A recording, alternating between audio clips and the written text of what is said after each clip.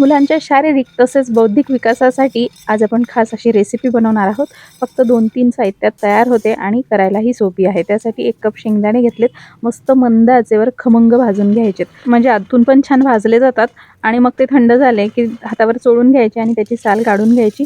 थोडेसे पाकडून घेतले की साल निघून जाते. त्यानंतर हे शेंगदाणे मिक्सरच्या भांड्यामध्ये घालायचे. त्यातच 2-3 वेलची घालून हलकंसं रवाळ हे दळून घ्यायचे. त्यानंतर 2 चमचे हा जो शेंगदाण्याचा कूट आहे बाजूला काढून घ्यायचा आणि राहिलेला जो शेंगदाण्याचा कूट आहे ना त्यामध्ये तुमच्या आवडीनुसार कमी अधिक गूळ घालू शकता. मी इथे अर्ध्या कपापेक्षाही थोडासा कमी गूळ घातलाय. तुम्ही तुमच्या चवीने कमी अधिक करू शकता. चिमूटभर मीठ घालायचंय आणि मस्त आता हे मिश्रण ओलसर होईपर्यंत परत एकदा मिक्सरला फिरवून घ्यायचं.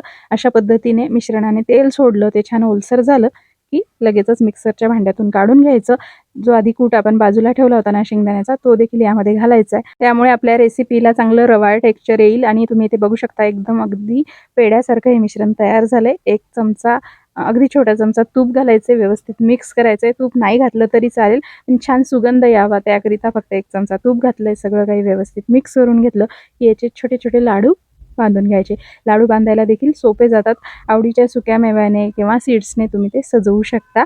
बघू शकता अशा पद्धतीने तुम्ही अगदी झटकीपट हे शेंगदाणा लाडू बनवू शकता. तर अगदी लहानांपासून मोठ्यांसाठी उपयोगाचे, शरीराला ऊर्जा देणारे असे हे कमी साहित्यात तयार होणारे शेंगदाणा लाडू अगदी आपण झटकीपट बनवू शकतो. थंडीमध्ये शरीराला ऊर्जा, उष्णता मिळण्यासाठी रोजचा 1 लाडू पुरेसा आहे. तेव्हा नक्की बनवा ही रेसिपी आणि आवडल्यास नक्की लाईक करा. धन्यवाद.